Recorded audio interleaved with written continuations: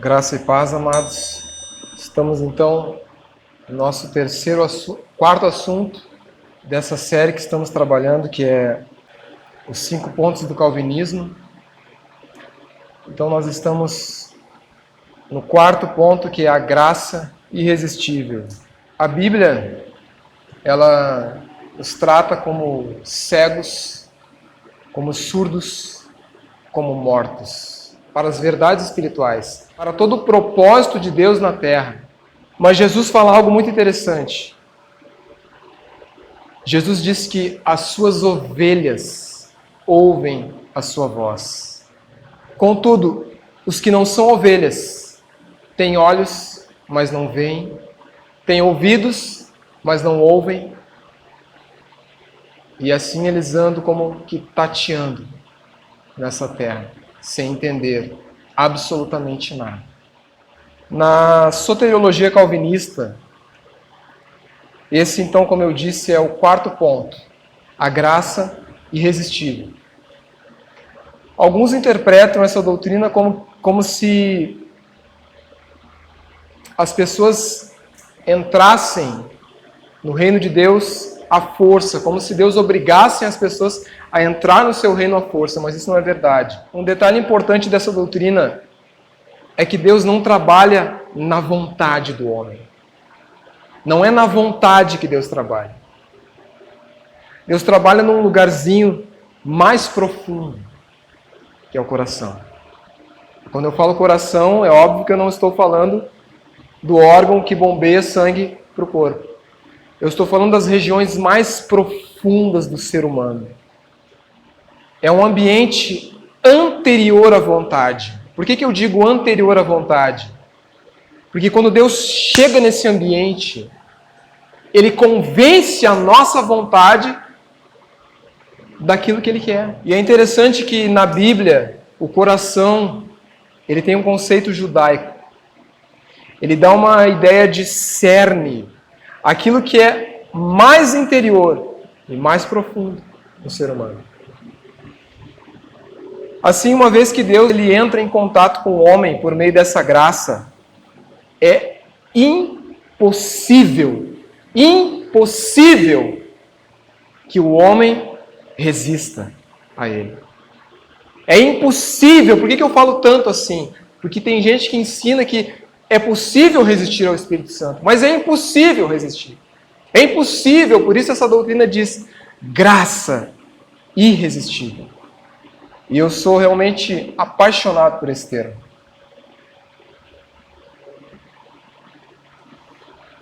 Nós estamos tendo como base os cânones de Dort para tratar dessas doutrinas. Então, o que diz lá? Deus faz com que aqueles os quais Ele escolheu ouçam o Evangelho mediante a pregação e poderosamente ilumina suas mentes pelo Espírito Santo de tal modo que possam entender corretamente e discernir as coisas do Espírito de Deus. Mas pela operação eficaz do mesmo Espírito regenerador, Deus também penetra até os recantos mais íntimos do homem. Consequentemente, todos aqueles em cujos corações Deus opera dessa maneira maravilhosa são certamente, infalivelmente e efetivamente regenerados. E de fato, passam a crer. Tudo isso significa o quê? Significa que todos aqueles que são alvos da graça são alcançados por ela. Ou seja, aqueles a quem Deus deseja salvar, efetivamente serão salvos.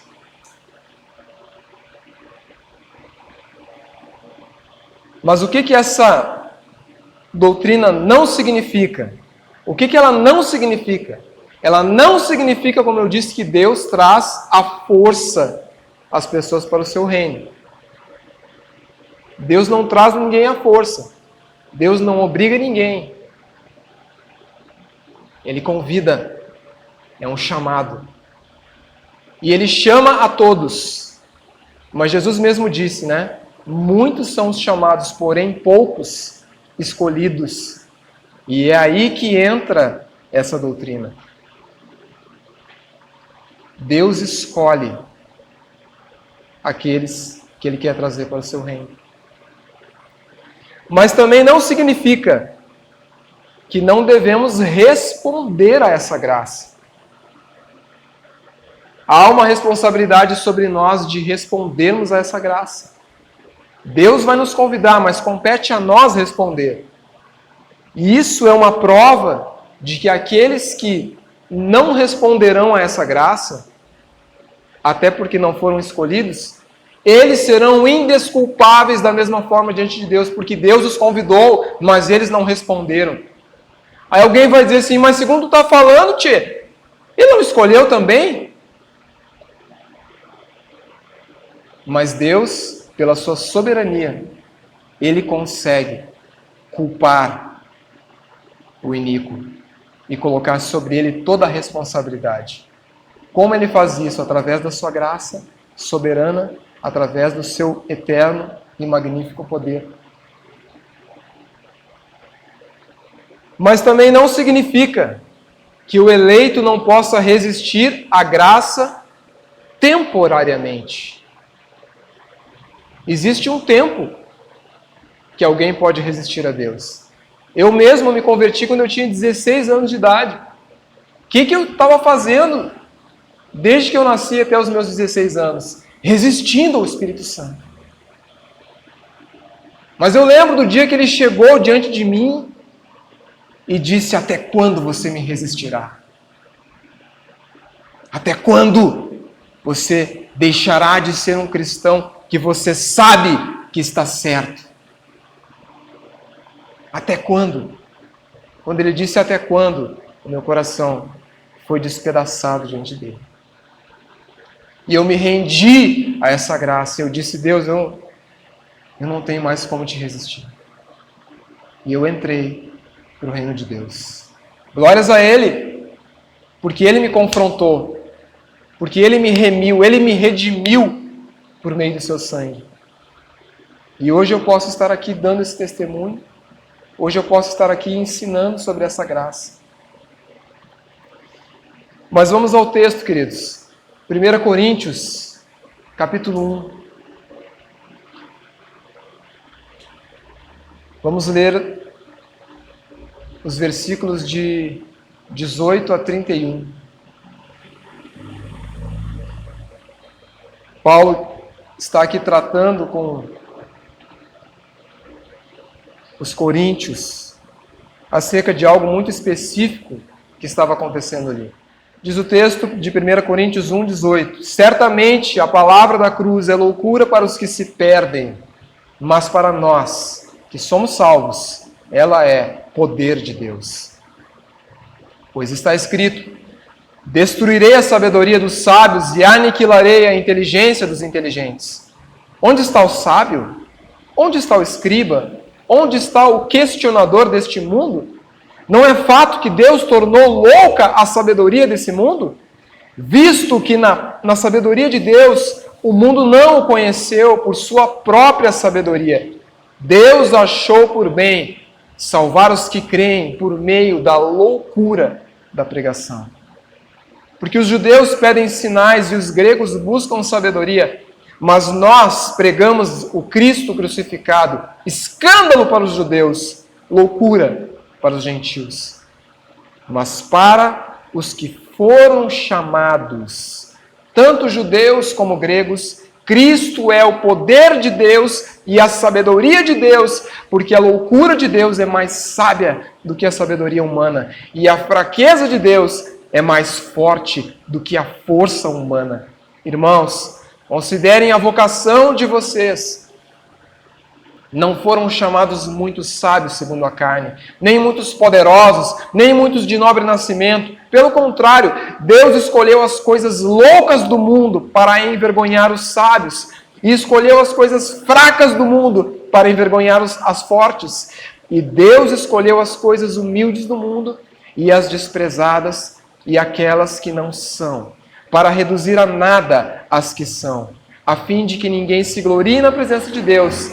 Mas vocês são dele, em Cristo Jesus, o qual se tornou para nós, da parte de Deus, sabedoria, justiça, santificação e redenção, para que, como está escrito, aquele que se gloria, glorie-se no Senhor. Paulo estava tratando aqui com os coríntios dessa maneira, porque estava acontecendo algo bem complicado nessa igreja de Corinto. Eles estavam tendo ali problemas de divisão. Por quê? Porque um grupo dizia assim, eu sou de Paulo. Outro dizia assim, eu sou de Apolo. Outro dizia, eu sou de Cefas. E havia ainda um quarto grupo que dizia, eu sou de Cristo. E eles ficavam assim, se dividindo. Mas talvez alguém possa dizer assim, qual é o problema de eu ter uma preferência de pregação, de estilo, né, da pessoa, do pregador? Tem algum problema nisso? Não, não há problema quanto a isso.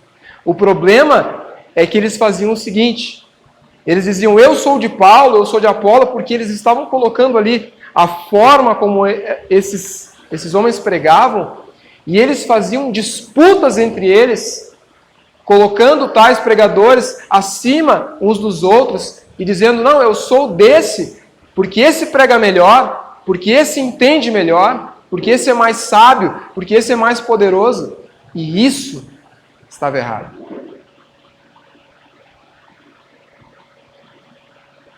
Mas por que os coríntios estavam fazendo isso?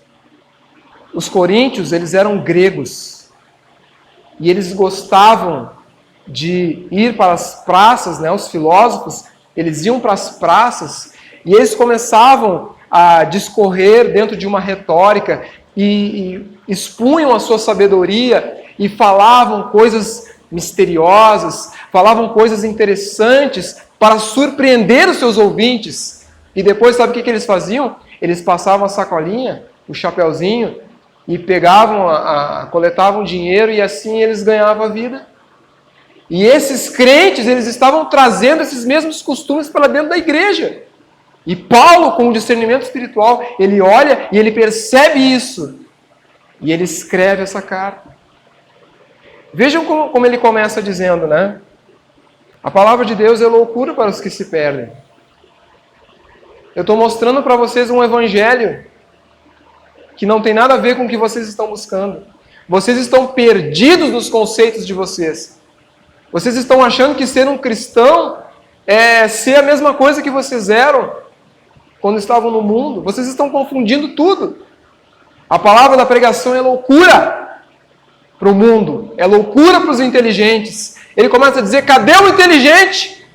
Cadê o sábio que me explique isso?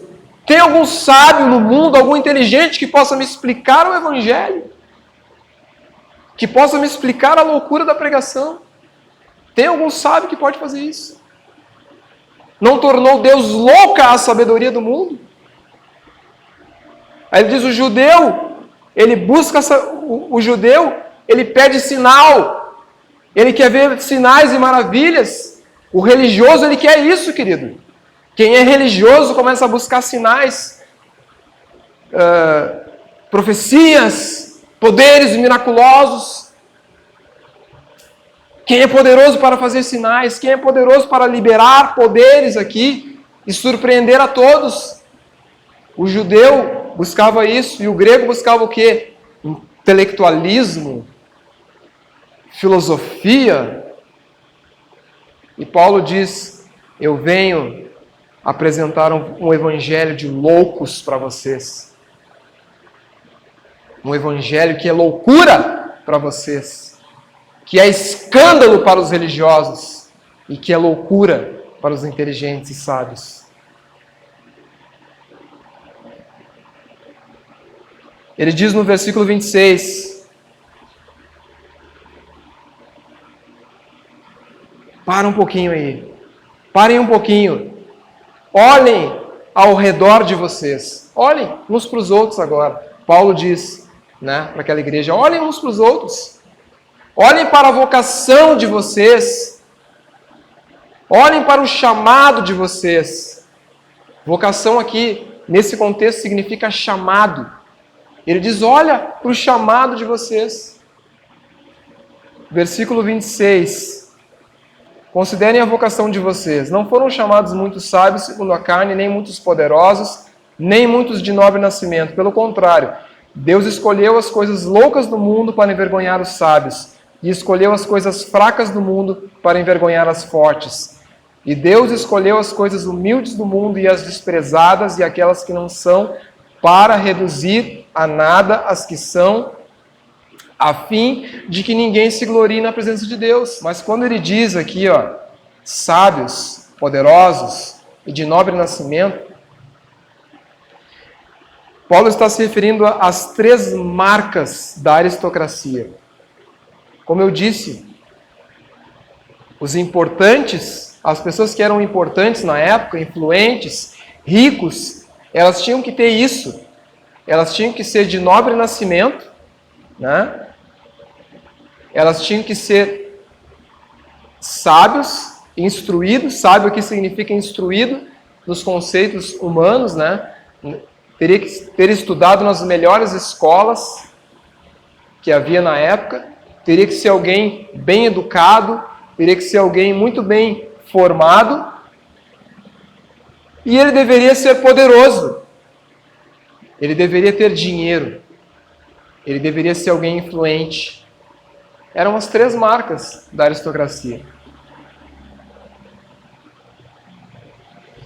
E, infelizmente, querido, nós hoje somos tendenciosos a respeitar também essas coisas. A gente vê alguém rico, a gente respeita, né? Esse aí é rico, poderoso, pode fazer o que quiser, preciso respeitar. A gente vê alguém que estudou bastante, preciso respeitar essa pessoa, ela estudou, ela tem conhecimento, né? A gente vê alguém de nobre nascimento, que nasceu numa família rica, filho do fulano de tal, meu Deus, tem que tratar bem esse cara é importante. Ele tem um nobre nascimento, nasceu numa família nobre. E Paulo está dizendo para eles o quê? Vocês estão prestando atenção nas coisas erradas. Vocês não têm que respeitar ninguém por causa desses atributos. Vocês têm que respeitar as pessoas de uma forma geral, segundo elas merecem ser respeitadas, mas não visando essas coisas. Por isso ele diz, olha para o teu lado. Deus escolheu as coisas loucas do mundo. Deus não está nem aí para esse tipo de coisa. Deus não está nem aí para a riqueza. Deus não está nem aí para aqueles que têm nobre nascimento. Deus não está nem aí para aqueles que estudam e acham que isso por si só é alguma coisa. Porque o Evangelho é loucura para os que se perdem, mas para nós que somos salvos, Paulo diz, ele é o poder de Deus. Ele é o poder de Deus por quê? Porque quando os meus olhos são abertos, querido, quando eu enxergo que o Evangelho é um Cristo crucificado, Filho de Deus, que morreu por mim naquela cruz, para que hoje eu fosse salvo, para que eu pudesse passar a eternidade com Ele, quando eu enxergo isso, é um sinal que Ele me escolheu, é um sinal que a graça dEle me alcançou. Romanos 8, 28 a 32, diz o seguinte: sabemos que todas as coisas cooperam para o bem daqueles que amam a Deus, daqueles que são chamados segundo o seu propósito. Pois aqueles que Deus de antemão conheceu, Ele também predestinou para serem conformes à imagem de seu Filho, a fim de que Ele seja o primogênito entre muitos irmãos. E aos que predestinou, a esses também chamou, e aos que chamou, a esses também justificou, e aos que justificou, a esses também glorificou. Que diremos, então, à vista dessas coisas?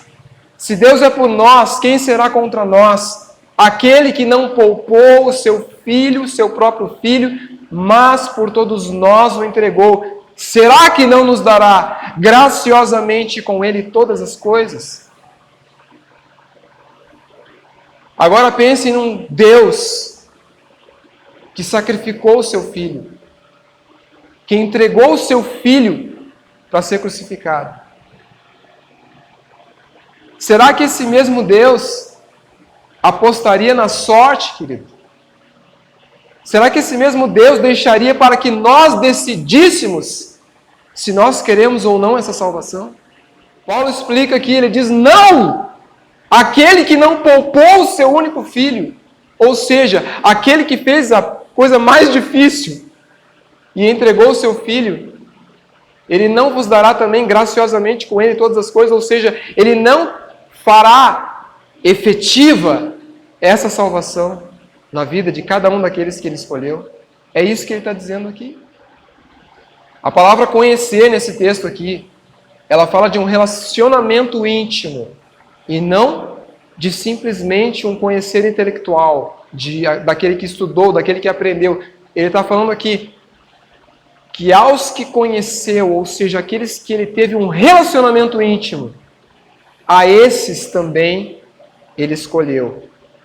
A esses também ele predestinou. Mas ele predestinou para quê? Para o cumprimento de um propósito, para que sejam a imagem do seu Filho. Aos que escolheu, aos que conheceu, a esses também predestinou. E aos que predestinou, a esses também glorificou. Ou seja, ele cuidou de tudo. Por isso que essa graça é irresistível. Por isso que não há como vencer isso. Quando Deus chega diante de Paulo, quando Jesus se apresenta para ele, vamos pensar em quem era Paulo. Paulo era um cara religioso, fariseu, um cara cheio das suas convicções judaicas, religiosas. E ele estava convicto que o povo de Deus, que os cristãos, eles eram povos que mereciam ser mortos. Ele estava diante de Estevão, que foi morto. Ele segurou as vestes de Estevão, enquanto Estevão era morto. Ele não teve dó nem piedade, ou seja, ele não estava nem um pouquinho interessado em cristão. Mas quando Jesus se apresenta para ele, o primeiro contato que ele tem com Jesus, ele diz, quem és tu, Senhor? Ele não precisava de mais nada ali, querido. Ele já sabia que algo muito maior do que ele estava acontecendo. E ele disse, quem és tu, Senhor? Jesus disse, eu sou Jesus, a quem tu persegues. Dura coisa é recalcitrares contra os aguilhões. Essa expressão, recalcitrar contra os aguilhões, significa, eles colocavam um mecanismo no boi, que tinha que seguir pelo seu caminho. E quando o boi estava ali trabalhando para arar a terra, né?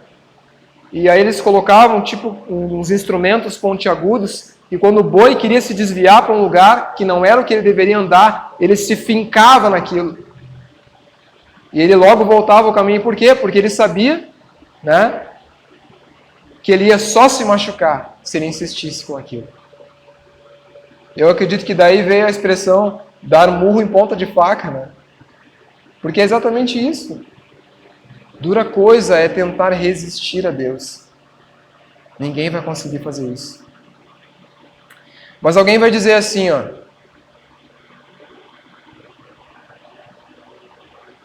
Existem versículos que falam de pessoas que resistem. E de fato existem. Eu vou ler eles aqui. Isaías 65:12. Diz assim, eu os destinarei à espada, e todos vocês se encurvarão à matança, porque eu chamei, e vocês não responderam, eu falei e não atenderam, mas fizeram o que é mal aos meus olhos, e escolheram aquilo que eu não tinha prazer. Mateus 23:37 diz assim, Jerusalém, Jerusalém, você mata os profetas e apedreja os que lhes são enviados. Quantas vezes eu quis reunir seus filhos, como a galinha ajunta seus pintinhos debaixo das asas, e vocês não quiseram. Nós poderíamos dizer perfeitamente que esses textos estão falando de pessoas que resistiram. De fato, eles resistiram à graça. Mas então, pastor, então, irmão, está se contradizendo? Não. Essas pessoas resistiram porque Deus deixou eles entregues a si mesmo. Porque Deus não os confrontou, porque não quis. Como ele disse, eu vou ter misericórdia de quem eu quiser. Eu vou me compadecer de quem eu quiser me compadecer. John Piper, ele diz que a doutrina da graça irresistível não significa que toda a influência do Espírito Santo não pode ser resistida. Significa que o Espírito Santo pode sobrepujar toda a resistência e tornar sua influência irresistível. Eu acho que isso aqui está bem explicado, né? Mas voltando ao texto de Coríntios, Paulo estava dizendo para aqueles homens e mulheres ali: vocês estão preocupados com as coisas dessa terra. Vocês estão trazendo para dentro da igreja as coisas que são concernentes ao mundo. Vocês estão preocupados com as coisas que têm valor para o mundo e não com as coisas que têm valor para Deus. E por isso, vocês estão tendo problemas. Vocês estão tendo aqui pleitos, divisões, porque o propósito aqui, que é o propósito de Deus, como diz Romanos, que todas as coisas cooperam para o bem daqueles que amam a Deus, daqueles que são chamados segundo o seu propósito, não estava acontecendo ali, justamente porque eles estavam envolvidos com outras coisas, com coisas que não condiziam ao povo de Deus, com coisas que não eram concernentes ao reino de Deus. E é o que começou a acontecer? E daí o que começou a acontecer com esse povo? Até o ponto de Paulo ter que tratar de um homem que teve relação sexual com a própria esposa do seu parente. O mundo entrou ali dentro. Os valores de Cristo foram deixados para trás e os valores do mundo ganharam espaço dentro da igreja. Claro que eu estou falando de uma coisa grotesca, uma coisa forte, mas, queridos, às vezes em poucas coisas, coisas menores, coisas que poderiam dizer que não são tão consideráveis, estão entrando na igreja, estão entrando no nosso coração, estão entrando no nosso meio. Paulo está tratando aqui de um problema central. Qual é o problema? O orgulho, a vaidade. E o homem sempre vai ter que lutar contra essas coisas. Contra o orgulho, contra a vaidade, contra o pensar que ele é alguma coisa. Às vezes a gente estuda um pouquinho, já começa a se achar, eu estou sabendo, estou conhecendo. Isso é tudo bobagem. Isso é tudo coisa do mundo. O que fica nisso aqui? Nós precisamos olhar para Cristo e dizer: Senhor, o Senhor me conquistou, a Tua graça me alcançou, a Tua graça irresistível me achou, Senhor, e me colocou hoje na posição que eu estou. Para quê? Para que eu possa pregar o Evangelho. Querido, quando Jesus disse assim, ide por todo mundo e pregai o Evangelho a toda criatura, nós somos tentados a achar que esse texto está falando sobre evangelismo. Tem que evangelizar. Não é só isso. Não é só evangelizar, não é só falar a primeira vez do Evangelho para toda criatura, mas isso é uma série de ensinamentos que nós, como cristãos, somos escolhidos por Deus para ensinar as pessoas. Irmão, mas eu não sou pastor. Você que pensa que não é. Todos nós somos pastores em potencial. Por quê? Porque Deus nos colocou como ensinadores nesse mundo. Eu preciso ensinar aquilo que Ele tem me falado. Há um texto de Ezequiel, ele está falando sobre ovelhas. E ele diz assim, eu vou buscar a desgarrada. Eu vou curar a ferida. Eu vou tratar com aquela que precisa ser tratada, mas a gorda e a forte eu destruirei. Eu aniquilarei. O que ele está querendo dizer com isso? O que seria uma ovelha gorda? Aquela que retém, mas ela não passa. Ela não participa do rebanho. Ela come a comida dos outros. Por isso ela está gorda, mas ela não distribui. Ela não compartilha nada. Ela não se esforça pelo coletivo, ela só pensa nela. E nós temos hoje, queridos, muitas ovelhas assim. Muitos crentes que estão preocupados consigo mesmos, que estão envolvidos nessa condição de orgulho que Paulo está tratando aqui, mas que estão deixando para trás os valores que foram deixados por Cristo, que foram estabelecidos por Cristo, que nos foram entregues por Cristo. Eu posso me completar, posso me completar, eu posso me completar. Diz, me leva a Deus, me leva onde eu possa ouvir tua voz, me leva onde eu possa ouvir tua voz, me leva onde eu possa ouvir esse lugar de adoração, de quebrantamento, em aos teus pés. Oh, Jesus, me leva onde eu possa ouvir tua voz, me leva onde eu possa ouvir tua voz, me leva, Deus, me leva onde eu possa ouvir tua voz, aos teus pés. Meu Jesus, diz igreja, meu Jesus.